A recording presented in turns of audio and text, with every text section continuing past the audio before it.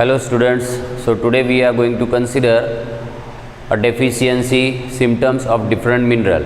So while considering that, we have to consider individual role of particular mineral which we have considered before, certain macronutrients and micronutrients. आता आपण जे macronutrient पाहिले त्याच्यामध्ये NPK, CA, MGS आणि काही मायक्रोन्यूट्रिएंट पाहिले. तर या मायक्रो आणि मॅक्रोन्यूट्रिएंट यांचं प्लांट बॉडीमधलं ॲब्झॉर्प्शन कुठल्या फॉर्ममध्ये होतं, त्यांचा प्लांट बॉडीमधला फिजिओलॉजिक रोल कुठला राहणार, कारण ते फंक्शन काय करणार, आणि त्या मिनरलचं ज्या वेळेला कॉन्सन्ट्रेशन हे क्रिटिकल कॉन्सन्ट्रेशनपेक्षा कमी होणार. A critical concentration is a concentration which considered for particular mineral where a growth of a plant is get retarded. आणि जर समजा क्रिटिकल कॉन्सन्ट्रेशनपेक्षा कुठल्या मिनरलचं कॉन्सन्ट्रेशन कमी झालं तर त्याचा प्लांटच्या ग्रोथवर इफेक्ट होतो, आणि तो जो इफेक्ट असतो तो इफेक्ट फिजिकल चेंजमध्ये दिसतो, आणि त्या फिजिकल चेंजला आपण कन्सिडर करतो deficiency of that particular mineral. मग असे जे मिनरल्स आहेत आपल्याकडे macro as well as micro, आणि हे सर्व मिनरल कुठला मिनरल डेफिशियन्सी कॉज करणार, तर जो मिनरल इसेन्शियल आहे तो. मग अशा सर्व इसेन्शियल मिनरलचा आपल्याला प्लांट बॉडीमध्ये होणारा रोल किंवा प्लांटमध्ये असणारे फंक्शन, तो कुठल्या फॉर्ममध्ये ॲब्झॉर्ब होतो, कुठल्या बायोमॉलिक्यूलमध्ये तो कन्स्टिट्यूट केला जातो, आणि त्याच्या डेफिशियन्सी काय हे आपल्याला कन्सिडर करायचं. आता आपण हे सुरुवात करू नायट्रोजनपासून.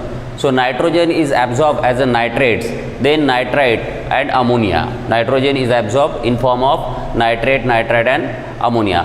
It is present in amino acid, nucleic acid, proteins, enzymes, ATP, vitamins, hormones and chlorophyll. एवढ्या सर्व याच्यामध्ये तुमचा nitrogen will be constituted in the plant body. आणि याचं फंक्शन काय, तर nitrogen will play a function while in cell division, growth, metabolism and फोटोसिंथेस. ह्या सर्व गोष्टीमध्ये नायट्रोजन फंक्शन करतो आहे, आणि या जर नायट्रोजन नसेल तर डेफिनेटली तुमच्याकडे सेल डिव्हिजन, ग्रोथ, मेटाबॉलिझम आणि फोटोसिंथेस ह्या गोष्टी रिटार्ड होणार. आणि ह्या सर्व गोष्टी जर रिटार्ड होणार तर त्याचा प्लांट बॉडीवरती काहीतरी इफेक्ट होणार, आणि ते इफेक्ट कुठल्या तरी फिजिकल चेंजमध्ये दिसणार. त्या फिजिकल चेंजला आपण कन्सिडर करणार नायट्रोजनची डेफिशियन्सी. तर deficiency of nitrogen is consider to be having a chlorosis.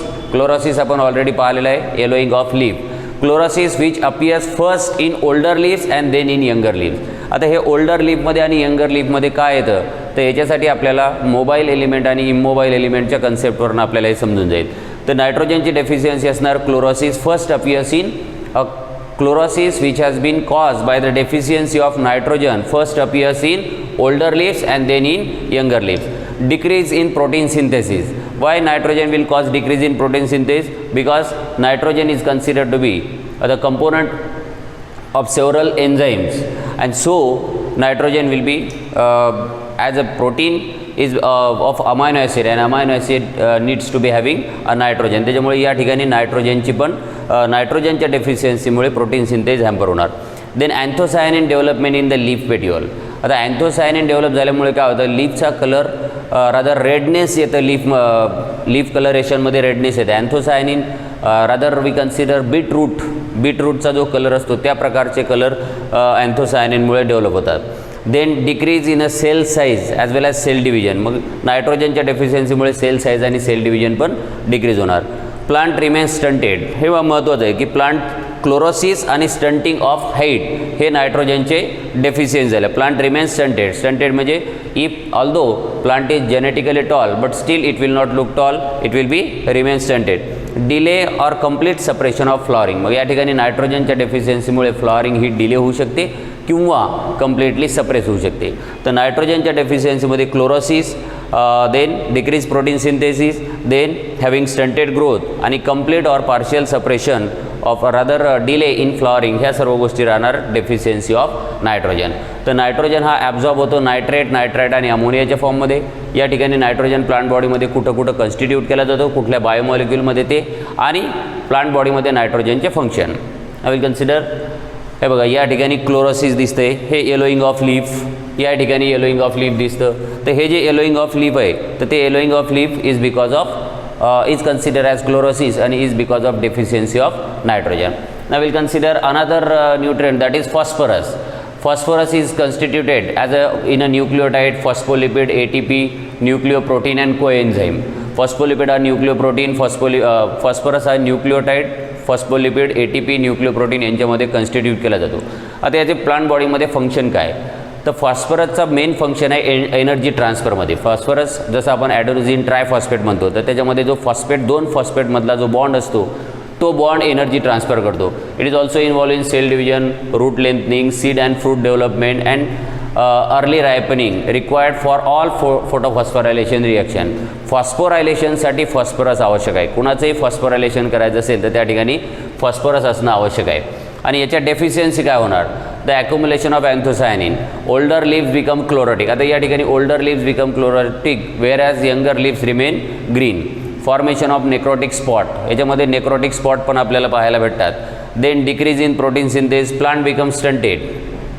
Route growth also restricted. आता रूटची growth, distortion of leaf shape, लीफचे शेप डिस्टॉर्ट होत जाणे, म्हणजे जो कंप्लीट शेप राहतो लीफचा तो कंप्लीट शेप लीफला राहणार नाही. There will be distortion of leaf shape. Shows maturation of fruit, slow maturation of fruit and then premature leaf fall. हे सर्व डेफिशियन्सी मेनली नायट्रोजनचा रोल असणार, फॉस्फरसचा रोल असणार तुमचा एनर्जी ट्रान्सफरमध्ये. आणि एनर्जी ट्रान्सफरमध्ये जो रोल प्ले करतो तो जर नसेल तर definitely plant will be deprived of energy. आणि त्याला जर एनर्जी भेटली नाही तर डेफिनेटली त्याच्या ग्रोथ आणि बऱ्याचशा फिजिओलॉजिक प्रोसेस हॅम्पर होणार. तर हे झालं deficiency symptoms of nitrogen phosphorus. हे बघा याच्यामध्ये स्पॉट दिसत आहेत, क्लोरोटिक स्पॉट, हे असे स्पॉट दिसणार. या ठिकाणी अँथोसायनिन पिगमेंट डिपॉझिशन झालं. हा रेडनेस आहे पण थोडंसं ब्लॅकिश रेड झालेला आहे, तर तो अँथोसायनिन डिपॉझिशन दिसतं या ठिकाणी. That is now we have to consider potassium. Potassium is not a constituent of any of a organic substance. म्हणजे हा कुठल्याही बायोमॉलिक्युलमध्ये कंटेन केला जात नाही किंवा कन्स्टिट्यूट केला जात नाही. मग पोटॅशियम करतो काय? तर potassium act as a cofactor or activator for several enzyme. Potassium being a macronutrient is acted as a activator, determines the osmotic potential. सर्वात महत्त्वाचं फंक्शन करतो हा, that is it maintains the osmotic potential of particular cell. Osmotic potential maintain केल्यामुळे सेलची turgidity rather cell shape maintain केला जातो. Functions maintain cell turgidity. कुठल्याही सेलची टर्जिडिटी मेंटेन करण्यासाठी त्या ठिकाणी ऑस्मोटिक पोटेन्शियल असणं गरजेचं आहे. ऑस्मोटिक पोटेन्शियल मेंटेन करण्यासाठी पोटॅशियम असणं गरजेचं आहे. Significant role in opening and closing of stomata. Opening आणि closing of stomata is completely owes to the guard cell. आणि गार्ड सेलची टर्जिडिटी मेंटेन करण्याचं काम करणार तुमचा पोटॅशियम. डेफिशियन्सी काय? Plant growth become stunted due to shortening of internode. आता जर समजा पोटॅशियम नसेल तर त्यामुळे सेलची टर्जिडिटी राहणार नाही. आणि सेलची टर्जिडिटी जर राहिली नाही तर सेल श्रिंक राहतील. आणि सेल जर श्रिंक राहिल्या तर प्लांटची हाईट म्हणजे इंटरनोडल डिस्टन्स तुम्हाला कमी दिसेल. म्हणजे इंटरनोडल डिस्टन्स जर कमी दिसेल तर आपण त्याला म्हणू स्टंटेड. मॉटलिंग आणि chlorosis. Mottling means uneven coloration. Uneven green coloration जेव्हा दिसेल तर आपण त्याला म्हणतो mottling. So mottling and chlorosis first appears in older leaves. Necrosis at the tip and margin. Chlorosis जसं आपण पाहिलं नेक्रोसिस हा टीपला आणि मार्जिनला नेक्रोसिस करतो लीव्हच्या. Destruction of pith cells of टोमॅटोमध्ये आपल्याला पाहायला भेटतं की पीच सेल जे असतात, पीच सेल सेंट्रल पार्ट जो राहतो तर त्या पीच सेलचं डिस्ट्रक्शन करणार. Decrease in carbohydrate metabolism and increase in the respiration. Here it causes decrease in the carbohydrate metabolism. म्हणजे रेस्पिरेशनचा रेट हा वाढवेल पण मेटाबॉलिझम समहाऊ इट हॅम्पर्स. तर पोटॅशियमच्या डेफिशियन्सीमध्ये येणार mottling and chlorosis, tip and marginal necrosis. Mottling आणि chlorosis हे दोन्ही दिसतं पण टीप आणि मार्जिनमध्ये नेक्रोसिस पाहायला भेटणार. पोटॅशियम हा कन्स्टिट्युएंट नाही आहे कुठल्या ऑर्गॅनिक सबस्टन्सचा. तो सेल टर्जिडिटी मेंटेन करतो, रादर ऑस्मोटिक पोटेन्शियल मेंटेन करतो आणि त्याचा सर्वात महत्त्वाचा रोल आहे ओपनिंग आणि क्लोजिंग ऑफ स्टोमॅटा.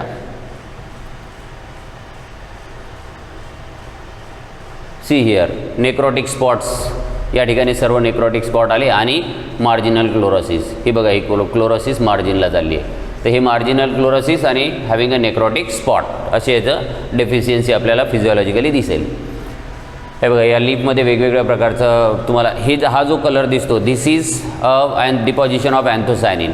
हे मिड व्हेनल क्लोरोसिस. हा मधला पार्ट क्लोरोटिक होतो त्याला मिड व्हेनल क्लोरोसिस म्हणू आपण. हे नॉर्मल लीफ आहे, हेल्दी लीफ. हे नायट्रोजन डेफिशियन्सीमुळे मिड व्हेनल क्लोरोसिस येणार. देन फॉस्फरसच्या डेफिशियन्सीमुळे हे अँथोसायनिन डिपॉझिट होणार. आणि पोटॅशियम डेफिशियन्सीमुळे मार्जिनल क्लोरोसिस. हे मार्जिननं क्लोरोसिस चाललं आहे. तर marginal chlorosis is because of potassium deficiency. Having anthocyanin deposition is phosphorus deficient. आणि जर व्हेनल क्लोरोसिस किंवा इंटरव्हेनल क्लोरोसिस असेल we called it as a deficiency of nitrogen. After having a critical element that is NPK, now we have to move on to the calcium. Next macronutrient that is calcium. The calcium is a part of cell wall. म्हणजे calcium जसं आपल्याला माहीत आहे की हा सेलच्या आर्किटेक्टचा part आहे, तो सेल वॉलमध्ये राहतो, सेल मेम्ब्रेनमध्ये राहतो. Calcium pectate in formation of middle lamella. Middle lamella जे फॉर्म होतात त्यांच्यामध्ये कॅल्शियम पेक्टेट तयार होतो आणि तो calcium pectate middle lamella constitute करतो. देन याचं फंक्शन काय तर परमिएबिलिटी ऑफ सेल. आता सेल वॉलमध्ये असल्यामुळे तो सेलची परमिएबिलिटी रेग्युलेट करतो. मायटॉटिक स्पिंडल फॉर्मेशन आणि ऑर्गनायझेशनमध्ये तो एक मेल रोल प्ले करतो. Prevention of organic acid and mineral toxicity. Calcium act as a chelator आणि हा ऑर्गॅनिक ॲसिडचा आणि काही मिनरलच्या टॉक्सिटीमध्ये हा प्रिव्हेंटिव्ह रोल प्ले करतो. It involves in the synthesis of sale wall calcium pectate in the middle lamella. हे याचं झालं फंक्शन किंवा फिजिओलॉजिक रोल. आता हा जर नसेल तर काय होणार तर हा जर नसेल तर ते आता कॅल्शियम नाही म्हणजे वॉल फॉर्म होणार नाही. आणि वॉल फॉर्मेशनची सर्वात जास्त गरज असते कोणाला तर मेरिस्टेमॅटिक सेलला. कॅल्शियम हा जनरली मेरिस्टेमॅटिक टिश्यू म्हणजे न्यूली फॉर्म टिश्यूमध्ये जास्तीत जास्त गरजेचा असतो. तर अल्टिमेट डेथ ऑफ मेरिस्टेमॅटिक टिश्यू. आणि जर समजा मेरिस्टेमची डेथ झाली तर त्या ठिकाणी तुमचं रूट टिप असतील शूट टिप असतील यांची ग्रोथ होणार नाही.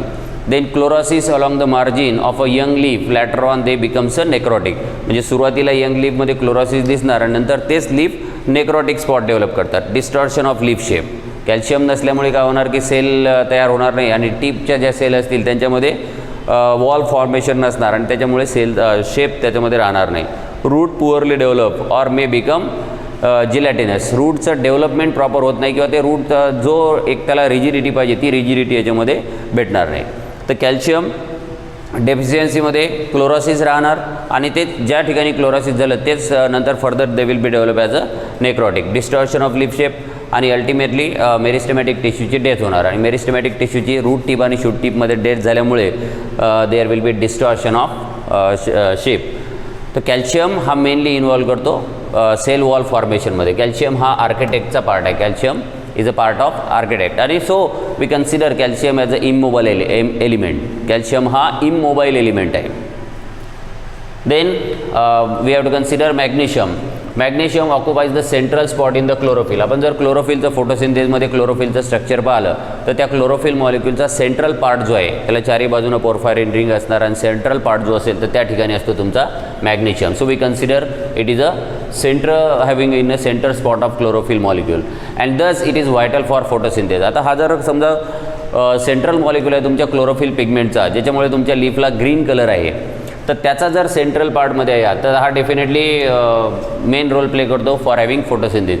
It is again associate with the activation of enzyme. हा बऱ्याचशा एन्झाईमच्या ॲक्टिवेशनमध्ये रोल प्ले करतो आणि energy transfer maintaining electrical balance ionic balance वगैरेमध्ये याचा एक रोल आहे. मॅग्नेशियम हा सर्वात महत्त्वाचा म्हणजे क्लोरोफिलच्या सेंट्रल स्पॉटमध्ये राहतो आणि क्लोरोफिलच्या जर सेंट्रल स्पॉटमध्ये राहणार तर तो डेफिनेटली तुमच्या क्लोरोफिल पिगमेंटच्या फॉर्मेशनसाठी महत्त्वाचा आहे. आणि जर समजा क्लोरोफिल पिगमेंटच्या फॉर्मेशनसाठी हा महत्त्वाचा आहे आणि याची जर डेफिशियन्सी झाली तर क्लोरोफिल तयार होणार नाही आणि जर क्लोरोफिल तयार नाही झालं तर तुमचे लीफ ग्रीन कलरचे दिसणार नाही. म्हणजे डेफिनेटली मॅग्नेशियमच्या डेफिशियन्सीचा इफेक्ट असणार क्लोरोसिसवरती.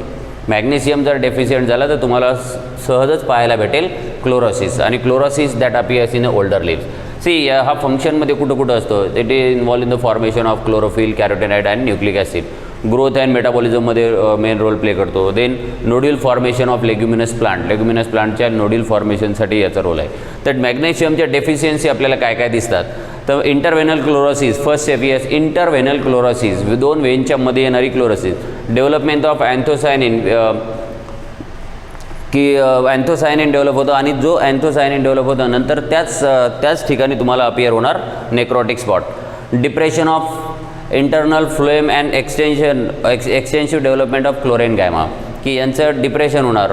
फ्लोएम जे इंटरनल फ्लोएम जो फॉर्म होणार तो डिप्रेस केला जाणार त्याचं फॉर्मेशन त्या प्रमाणात होणार नाही. Then extensive development of chlorenchyma. सेलमध्ये तुमच्या प्लांट बॉडीमध्ये क्लोरेन गायमाचं एक्सटेन्सिव्ह डेव्हलपमेंट या ठिकाणी हा कॉज करणार. आणि interveinal chlorosis first seen in the older leaves. Interveinal chlorosis आपल्याला कुठं पाहायला भेटेल तर ओल्डर लीफमध्ये आपल्याला इंटरव्हेनल क्लोरोसिस पाहायला भेटेल. Then we have to consider next macronutrient that is sulfur. It is a part of amino acid cysteine and methionine. We are aware about there are certain amino acid which are considered as a sulfur containing amino acid that is cysteine and methionine. Hence it is essential for protein synthesis. कारण काय तर protein synthesis करण्यासाठी तुम्हाला amino acid लागतील आणि त्या protein सिंथेसिसमध्ये sulphur containing amino ॲसिडची पण आवश्यकता असते. Constituent of coenzyme vitamins thiamine, biotin and कोई यांचे हे कन्स्टिट्युएंट राहणार. Sulphates are weakly absorb. आता हे जे सल्फर आहेत यांचं ॲब्झॉर्प्शन हे वीक आहे. Sulphates are weakly absorb. Function काय असणार, क्लोरोफिल फॉर्मेशनमध्ये हा फंक्शन करतो. Then there is a odour of cruciferous plants like onion and garlic. आता ऑनियन आणि गार्लिकचा जो स्मेल येतो तर तो सल्फरमुळे येतो. देन याच्या डेफिशियन्सीमुळे काय होणार, त्याच्या डेफिशियन्सीमुळे होणार chlorosis, yellowing due to degradation of chlorophyll. हा क्लोरोफिलच्या डिग्रेडेशनमध्ये रोल प्ले करतो. Followed by the anthocyanin development. The young leaves shows chlorosis before older one. म्हणजे याचं यंग लीव्समध्ये, आता यंग लीव्समध्ये का दिसलं, आत्तापर्यंत आपण जी क्लोरोसिस पाहिली ती ओल्डर लीव्हमध्ये पहिले व्हायची आणि यंग लीव्समध्ये नंतर व्हायची. पण या ठिकाणी यंग लीव्समध्ये आधी झाली आणि ओल्डर लीव्समध्ये नंतर झाली. कारण हा सल्फर पण काय इमोबाईल एलिमेंट आहे. Sulfur is also immobile. As we have considered, calcium is a immobile element. Similarly, sulfur is also immobile element. Then reduce growth with hard woody stem. Growth reduce करतो आणि hard woody stem develop करतो. Extensive development of root system, decrease in the stroma lamella and increase in the grana stacking. Photosynthetic pigments तुमच्या क्लोरोप्लास्टमध्ये decrease stroma लॅमेली असतात आणि increase ग्रॅना stacking हा जास्त करतो. Increase in the starch and sucrose ॲक्युम्युलेशन and decrease in the reducing sugar. म्हणजे reducing शुगरचं प्रमाण हा decrease करतो. तर ह्या झाल्या सर्व डेफिशियन्सी आपल्या सल्फरच्या. तर सल्फरमध्ये क्लोरोसिस पाहायला भेटतं. या ठिकाणी जो येलोईंग दिसतं तर हे येलोईंग इज बिकॉज ऑफ क्लोरोसिस. हा तुम्हाला डार्क ग्रीन कलरचा दिसतो पण या ठिकाणी थोडासा पेल येलोइश ग्रीन कलर दिसतो. तर this we consider it as having a development of chlorosis. आणि या ठिकाणी क्लोरोसिस हे यंग लीव्समध्ये आधी डेव्हलप होतो. Is there. Next so will consider zinc. Zinc was discovered by Sommer and Lipman. It primarily zinc is a micronutrient which is considered to be enzyme activator.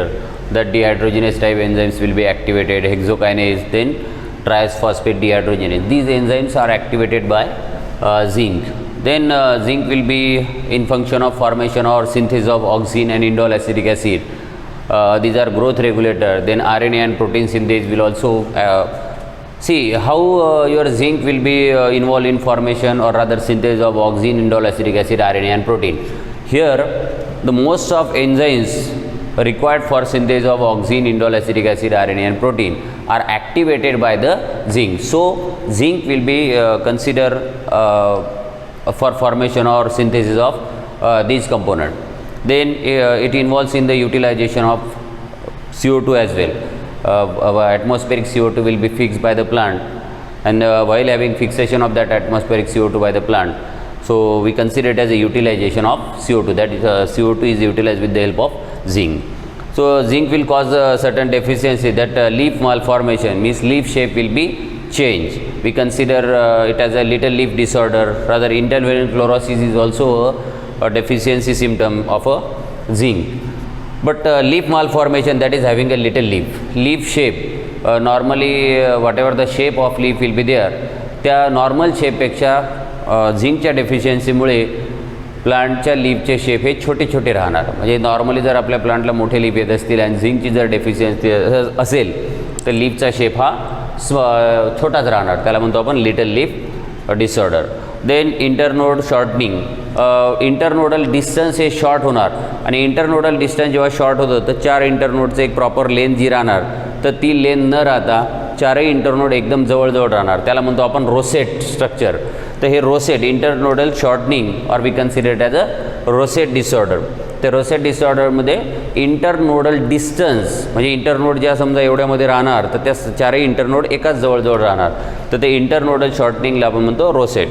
Then mottling of leaf. Apple आणि वॉलनटमध्ये mottling effect दिसतो. कोणामुळे? तर deficiency of झिंकमुळे. White bud and stunted growth. Bud ज्या असतात तर त्या बर्ड ह्या व्हाईट कलरच्या दिसतात आणि ग्रोथ ही स्टंटेड राहणार. सो हे सर्व डेफिशियन्सी झाले तुमच्या झिंकची.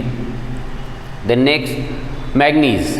Manganese is also a micronutrient. It is also act as an activator of enzyme which are involved in the photosynthesis, respiration, nitrogen metabolism, rather for oxidation, reduction and decarboxylation. या सर्व ठिकाणी utilise होणारे enzyme, त्या सर्व एन्झाईमच्या ॲक्टिवेशनसाठी आपल्याला manganese लागणार. आपण बऱ्याच वेळेला पाहतो की manganese is considered to be activator आणि याचा मेन रोल, प्रायमरी रोल किंवा फंक्शन जे राहणार तर ते metabolic as well as photolytic evolution of oxygen. Evolution of ऑक्सिजनसाठी मॅग्नीजचा एक रोल आहे. तर इव्होल्युशन ऑफ ऑक्सिजन म्हणजे फोटोसिंथेसिस या प्रोसेसमध्ये जो ऑक्सिजन इव्हॉल्व होतो, तर ऑक्सिजन इव्हॉल्व करण्यासाठी oxidative phosphorylation, rather we consider electron transport chain. In that electron transport chain your manganese is considered to be activator आणि म्हणून त्याला म्हणतो आपण की it is involve in the evolution of oxygen. याच्या डेफिशियन्सी राहणार interveinal chlorosis on young leaves, grey spot and streak on the leaves. लीफवरती grey spot किंवा स्ट्रीक दिसतील तर त्याला म्हणतो आपण ते झालं deficiency of manganese. Then marsh spot disease हा पण कोणामुळे दिसतो तर because of deficiency of manganese. तर मॅग्नीजमध्ये ही गोष्ट लक्षात ठेवायची की फोटोलायटिक इव्होल्युशन ऑफ ऑक्सिजनमध्ये मॅग्नीजचा एक प्रायमरी रोल राहणार. Manganese is act as a activator. Then next micronutrient is molybdenum. It is a component of nitrogenase enzyme. हा नायट्रोजनेज एन्झाईममध्ये कंपोनंट म्हणून ॲक्ट करतो and brings the fixation of gaseous nitrogen. म्हणजे atmospheric नायट्रोजनचं जे fixation करण्यासाठी आपल्याला nitrogenase enzyme, atmospheric nitrogen will be fix in the soil with the help of certain nitrogen fixing organism. आणि ते नायट्रोजन फिक्सिंग ऑर्गॅनिझमला नायट्रोजन फिक्स करण्यासाठी आवश्यकता असते नायट्रोजनेज एन्झाईमची. त्या नायट्रोजनेज एन्झाईमच्या मदतीनं गॅसियस नायट्रोजनला सॉईलमध्ये फिक्स करण्याचं काम करण्यासाठी आवश्यक आहे तुमचा molybdenum. Enzyme activate, it also act as a activator for nitrate reductase and dehydrogenase. Nitrogen सायकलमध्ये जे एन्झाईम इन्व्हॉल्व होतात नायट्रेट रिडक्टेज अँड डिहायड्रोजिनेज, तर यांच्यासाठीही मॉलिब्डेनम हा इसेन्शियल मानला जातो किंवा ॲक्टिवेटर म्हणून मानला जातो. द फंक्शन नायट्रोजन मेटाबॉलिझम म्हणजे मॉलिब्डेनमचं प्रायमरी फंक्शन आहे nitrogen metabolism, rather nitrogen metabolism or nitrogen fixation or rather moreover we consider as it act as a activator of nitrate reductase and dehydrogenase. तर हा nitrogen सायकलमध्येच role play करतो. याची deficiency सरळ सरळ राहणार नायट्रोजन डेफिशियन्सी, कारण हा नायट्रोजनेज एन्झाईमचा कंपोनंट असल्यामुळे जर तो नसेल तर नायट्रोजन एन्झाईम नसेल आणि नायट्रोजनेज एन्झाईम नसेल तर सॉईलमध्ये ॲटमॉस्फेरिक नायट्रोजन फिक्स होणार नाही. आणि जर सॉईलमध्ये ॲटमॉस्फेरिक नायट्रोजन फिक्स नाही झालं तर डेफिनेटली प्लांटला नायट्रोजनची डेफिशियन्सी येणार. Then there is a mottle chlorosis. Mottle chlorosis म्हणजे येलोइश पॅचेस दिसणार within the marginal necrosis. with marginal necrosis, motile chlorosis and marginal necrosis. Lamina and upper half of lamina, see lamina and upper half of lamina fall down. म्हणजे विथफिल्ड disorder म्हणजे हा lamina जो असेल किंवा त्याचा अर्धा half जो असेल वरचा तर तो फॉल डाऊन होतो लीफचा. Growth will get retarded. See molybdenum हा नायट्रोजनेज एन्झाईमचा कंपोनंट आहे, म्हणजे त्याचं मेन रोल आहे तुमच्या नायट्रोजन फिक्सेशनमध्ये. Nitrogen fixation or we consider nitrogen metabolism, more or we can consider it has a role in the nitrogen cycle. Then next is the copper. It is a component of protein and plastocyanin. Electron transport चेनमध्ये आपल्याला plastoquinone प्लास्टोसायनिन हे component भेटतात, तर त्यांच्यामध्ये हा राहतो. Component of phenolase, lactase, ascorbic oxidase and cytochrome oxidase. ते copper हा प्रायमरीली आपण कन्सिडर करतो प्लास्टोसायनिन. इलेक्ट्रॉन ट्रान्सपोर्ट चेनमध्ये आपल्याला प्लास्टोक्विनॉन प्लास्टोसायनिन हे सर्व लागतात, तर त्यांच्या हा कंपोनंट राहतो कॉपर. फंक्शन आहे इलेक्ट्रॉन ट्रान्सपोर्ट चेन. म्हणजे कॉपर हा इलेक्ट्रॉन ट्रान्सपोर्ट चेनमध्ये जे तुमचे सायटोक्रोम ए सायटोक्रोम बी मॉइटीज असतात तर त्या मॉइटीमध्ये हा कॉपर राहतो. तर याचं मेन फंक्शन आहे इलेक्ट्रॉनला ट्रान्सपोर्ट करणे. Then carbohydrate nitrogen balance, then chlorophyll synthase. आता हा नायट्रोजन इलेक्ट्रॉन ट्रान्सपोर्ट चेनमध्ये आहे, म्हणजे it is moreover related to the energy transfer. याचा डेफिशियन्सीमध्ये तुम्हाला कॉज करणार हा necrosis in the leaf tip as well as margin and dieback disorder in the citrus. Necrosis in the leaf tip and margin, then dieback in citrus. Exude gummy substances, ह्याच्या डेफिशियन्सीमुळे plant हा gummy substances एक्झूड करतो. ब्लॅकनिंग of potato ट्युबर्स, पोटॅटोचे जे ट्युबर्स असणार त्यांच्यावरती याच्या डेफिशियन्सीमुळे black colouration येतं. विल्टिंग मे ऑकर, आणि कॉपरच्या डेफिशियन्सीमुळे आपल्याकडे विल्टिंग पण येऊ शकतं. Then next micronutrient is boron. It is involve in the transport of carbohydrate. It is not connected with any of a enzyme for activation. Boron हा कुणाचाही ॲक्टिवेटर म्हणून कनेक्ट केलेला नाही आहे, बट हा इन्वॉल्व केला जातो ट्रान्सपोर्ट ऑफ कार्बोहायड्रेट. बोरॉन हा कंपोनंटही राहणार नाही किंवा रादर बोरॉन हा कोणाला ॲक्टिवेटही करणार नाही. मग हा करतो काय तर it involve in the transport of carbohydrate. तो कार्बोहायड्रेटचं जे ट्रान्सपोर्ट आहे प्लांट बॉडीमध्ये तर त्या ट्रान्सपोर्टसाठी इन्व्हॉल्व केला जातो. फंक्शन राहणार बोरॉनचा इफेक्ट आहे युटिलायझेशन ऑफ कॅल्शियम. कॅल्शियमला युटिलाइज करण्यामध्ये बोरॉन हेल्प करतो. Transport of carbohydrate through phloem. कार्बोहायड्रेटचं फ्लोएममध्ये जे ट्रान्सपोर्ट केलं जातं त्याच्यामध्ये आपला बोरॉन हा इन्व्हॉल्व राहणार. Cell elongation and cell differentiation. Cell size elongate करणे आणि सेलला डिफरन्शिएट करणे यासाठी तुमचा बोरॉन फंक्शन करतो. डेफिशियन्सीमध्ये काय येणार तर death of death of root tip and shoot tip. Shoot tip आणि रूट टिपची डेथ होणार. आता ही डेथ का होते तर हा जर बोरॉन नसेल तर फ्लोएममधलं फूड ट्रान्सपोर्ट केलं जाणार नाही आणि ते ट्रान्सपोर्ट जर प्रॉपरली झालं नाही तर यांच्यापर्यंत पोहोचणार नाही आणि यांच्यापर्यंत पोहोचणार नाही. रूट टिप आणि शूट टिपमध्ये ज्या मेरिस्टेमॅटिक सेल असतात ह्या फूड स्टोअर करत नाही. मग त्यांना इमिडिएट फूड पोहोचलं पाहिजे. मग ते पोहोचलं पाहिजे म्हणजे ते ट्रान्सपोर्ट झालं पाहिजे आणि ते ट्रान्सपोर्ट करण्यासाठी बोरॉन आहे. मग जर बोरॉन नसेल तर फूड ट्रान्सपोर्ट होणार नाही आणि फूड जर ट्रान्सपोर्ट झालं नाही तर रूट टिप आणि शूट टिपला फूड भेटणार नाही. त्याच्यामुळे तुमच्या रूट टिप आणि शूट टिपची डेथ होणार. Second loss of apical dominance की बोरॉनच्या डेफिशियन्सीमुळे अपायकल डॉमिनन्स पण लॉस केला जाणार. अपायकल डॉमिनन्स का लॉस केला जाणार तर फूड जर ट्रान्सपोर्ट नाही झालं तर रूट टिप आणि शूट टिपमधल्या मेरिस्टेमला फूड भेटणार नाही आणि ते फूड जर यांना भेटलं नाही तर त्याच्यामुळे there will be meristematic cell will come across with the death and so apical dominance will be loss. Small size fruit तयार होणार. बोरॉनच्या डेफिशियन्सीमुळे फ्रूट स्मॉल साईज तयार होणार. फ्रूट स्मॉल साईज का तयार होणार तर boron is involve in transport of carbohydrate. फ्लोएममध्ये जे फूड किंवा कार्बोहायड्रेट ट्रान्सपोर्ट केलं जाणार तर त्याच्यामध्ये बोरॉन रोल प्ले करणार आणि जर बोरॉन नसेल तर फूड ट्रान्सपोर्ट होणार नाही आणि फूड जर ट्रान्सपोर्ट नाही झालं तर फ्रूटमध्ये तुमच्या फूड स्टोअर होणं शक्य होणार नाही आणि त्यामुळे फ्रूटची size will be small. Then black necrosis. याच्यामध्ये म्हणजे जसं आपण पाहतो की नेक्रॉसिसमध्ये ब्राऊन स्पॉट येतात पण या ठिकाणी there will be because of deficiency of boron black necrotic tissue will develop. Then root nodule is absent in the leguminous plant. की जर बोरॉन तुमचा डेफिशियंट असेल तर त्याच्यामध्ये नोड्यूल तुमच्या रूटवरती येणार नाही because of absence of boron. Then there is another micronutrient that is chlorine. तर क्लोरीन हा ॲनायन कॅटायन बॅलन्स म्हणजे आयनिक बॅलन्समध्ये एक रोल प्ले करतो. क्लोरीन हा प्लांट बॉडीमध्ये एव्हरीवेअर राहतो आणि त्याचा मेन रोल राहणार तुमचा आयोनिक बॅलन्समध्ये. जसं की आपण पोटॅशियमला कन्सिडर करतो हॅविंग मेंटेनिंग ऑस्मोटिक पोटेन्शियलसाठी पोटॅशियमला कन्सिडर करतो. सोबतच तुमचं क्लोरीन देन सोडियम. सोडियम हा जरी इसेन्शियल नसेल किंवा त्याला आपण बेनिफिशियल एलिमेंट म्हणतो पण तरी तो तुमच्या आयोनिक बॅलन्समध्ये एक रोल प्ले करतो. याचा क्लोरीनचा प्लांट बॉडीमध्ये एक फंक्शन काय राहणार फिजिओलॉजिक रोल काय राहणार तर oxygen production by the photosynthesis. जसं आपण पाहिलं manganese also plays a role in evolution of oxygen photolytic evolution of oxygen. तर त्याचाच असाच क्लोरीनचा इफेक्ट आहे for evolution of oxygen also. It plays a role in the cell division rather fruit development. या सर्व गोष्टीमध्ये तो फिजिओलॉजिक रोल प्ले करतो.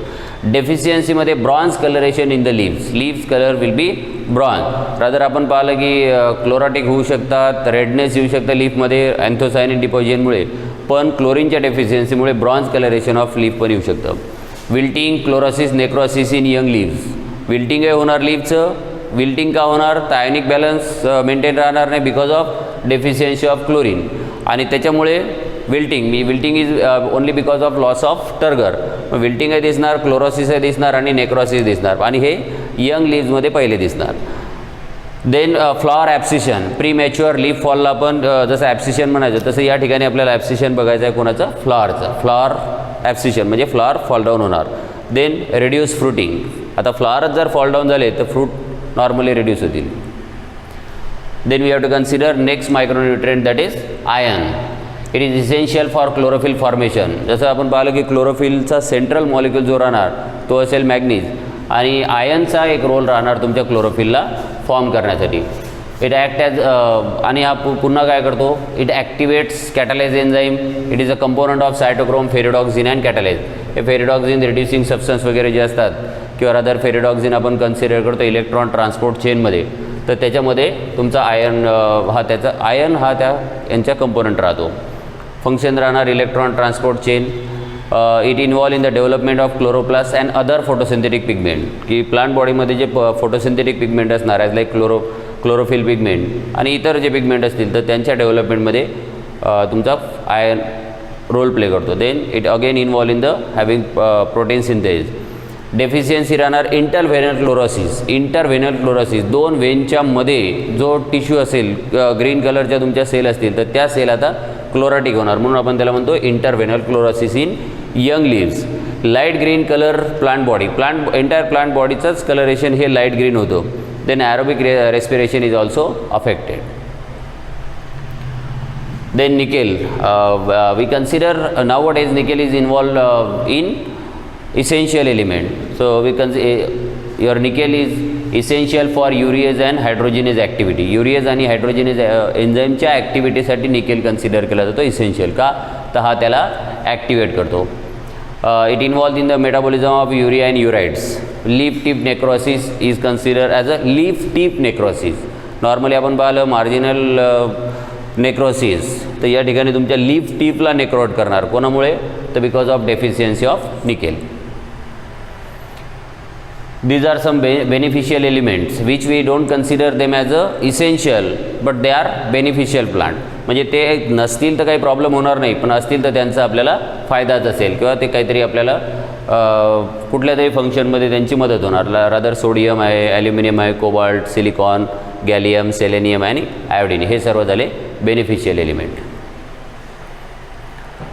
तर हेच या सर्व मिनरलच्या डेफिशियन्सी, फिजिओलॉजिक रोल आणि त्यांच्या डेफिशियन्सी ज्या आपण आत्ता पाहिल्या, तर ह्याच डेफिशियन्सी कशावरती डिपेंड आहेत. किंवा ह्या डेफिशियन्सी तुमच्या ओल्डर लीफमध्ये दिसणार किंवा ह्या डेफिशियन्सी तुमच्या यंगर लीफमध्ये दिसणार.